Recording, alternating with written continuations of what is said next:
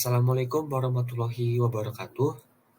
Halo teman-teman, kami dari kelompok 12 ingin mempresentasikan hasil laporan akhir proyek kami. Nah, berikut ini ada 5 anggota kelompok kami. Yang pertama ada Widya Selviana, yang kedua ada Dewi Pratika, lalu yang ketiga ada Vino Anugrah Firdaus, lalu yang keempat ada Nabila Hermawati, lalu yang kelima ada Yasmin Afifah. Dalam mengerjakan laporan akhir proyek kami, kita mengambil tema yakni dengan tema keuangan sosial Islam. Intinya sendiri yakni analisis pengaruh pendayagunaan dana zakat produktif terhadap kesejahteraan mustahik.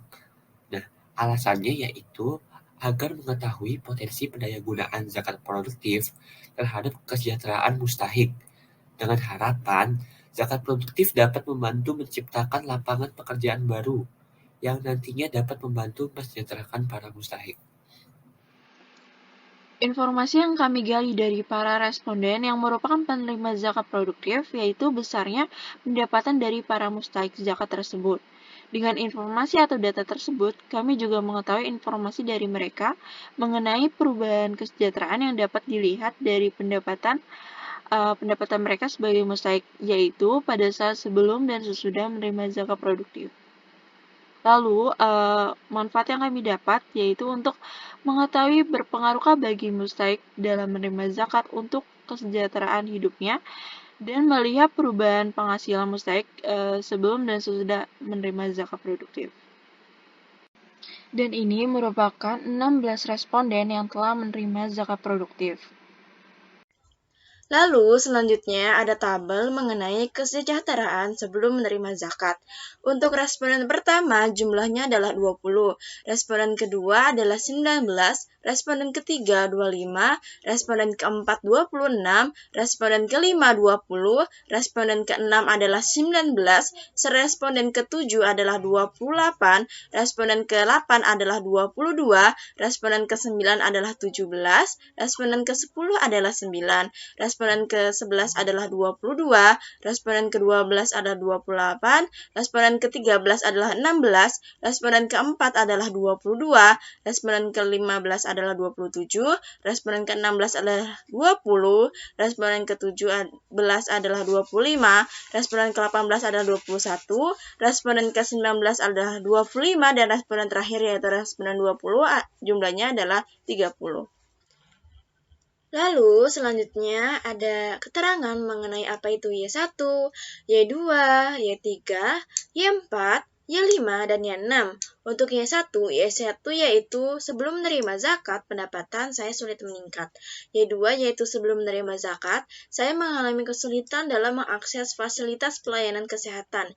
Y3 yaitu sebelum menerima zakat produktif, saya sulit memenuhi kebutuhan rumah yang layak huni dan sulit membeli aset rumah tangga.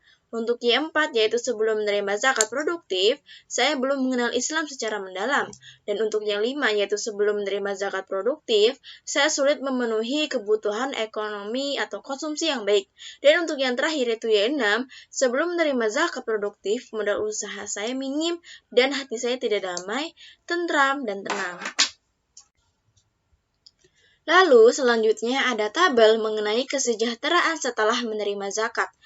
Responden pertama jumlahnya adalah 23, responden kedua adalah 27, responden ketiga adalah 24, responden keempat adalah 27, responden kelima adalah 26, responden keenam adalah 25, responden ketujuh adalah 27, responden kedelapan adalah 25, responden ke-9 adalah 25, responden ke-10 adalah 18, responden ke-11 adalah 29, responden ke-12 adalah 30, responden ke-13 adalah 25, responden ke-14 adalah 21, responden ke-15 adalah 25, responden ke-16 adalah 26, responden ke-17 adalah 26, responden ke-18 adalah 30, responden ke-19 adalah 24, dan responden terakhir yaitu adalah 26.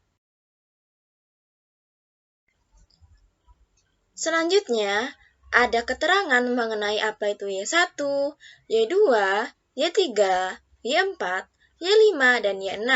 Apa itu Y1? Y1 yaitu zakat produktif yang saya terima dapat meningkatkan pendapatan. Y2, dengan hasil pengelolaan zakat produktif, saya memiliki kemampuan mengakses fasilitas pelayanan kesehatan dengan mudah. Y3, yaitu dengan zakat produktif dapat membantu dalam memenuhi kebutuhan rumah yang layak huni dan memiliki kemampuan untuk membeli aset rumah tangga. Y4, yaitu dengan adanya zakat produktif, pengetahuan agama saya meningkat dan lebih rajin ibadah. Dan Y5, yaitu dengan zakat produktif dapat memenuhi kebutuhan konsumsi halal dan baik. Dan yang terakhir yaitu Y6, yaitu dengan menerima zakat produktif sebagai modal usaha, membuat hati saya damai, tentram, dan senang. Baik, untuk selanjutnya yaitu mengenai pengolahan data menggunakan metode non-parametrik dengan uji Wilcoxon. Dapat kita ketahui bahwa di sini di tabel kita hitung antara sebelum dan sesudah, dari sebelum dan sesudah menerima zakat. Kita selisihkan antara hasil responden yang telah diisi oleh para responden, dan setelah itu kita rankingkan. Dari situ kita dapat menghitung W hitung dan W tabelnya dapat kita ketahui tersebut. Untuk W hitungnya yaitu 24,5 dapat dilihat dari hasil dari tanda plus dan tanda min. Di sini 24,5 diambil dari angka yang terkecil. Selanjutnya W tabel yaitu merupakan hasil dari perkalian antara nilai N atau nilai seluruh dari sini yaitu bernilai 16 dan alfa yaitu dengan 0,01. Nah, dari hasil perhitungan tadi dapat ditarik bahwa sebelumnya kita sudah menentukan sebelumnya H0 yaitu tidak terdapat perbedaan kesejahteraan masyarakat sebelum dan sesudah menerima zakat. Dan H alternatif yaitu terdapat perbedaan kesejahteraan masyarakat sebelum dan sesudah menerima zakat produktif. Nah, dari yang kita hitung tadi itu dapat ditarik kesimpulan bahwa hasil perhitungan yaitu HA diterima atau H alternatif diterima karena W hitung lebih besar dibandingkan dengan W tabel. Untuk kesimpulan selanjutnya bisa dijelaskan oleh teman saya. Beberapa data analisis yang kami ambil, kami dapat menyimpulkan bahwasannya pada hasil analisis ini pengaruh penggunaan dana zakat produktif terhadap kesejahteraan mustahik yang menggunakan metode Wilcoxon Signet Rank Test menemukan bahwa W hitung sebesar 24,5 dan W tabel sebesar 20. Hal ini menunjukkan H alternatif dapat diterima, yaitu terdapat perbedaan kesejahteraan masyarakat atau mustahik antara sebelum dan sesudah menerima zakat produktif.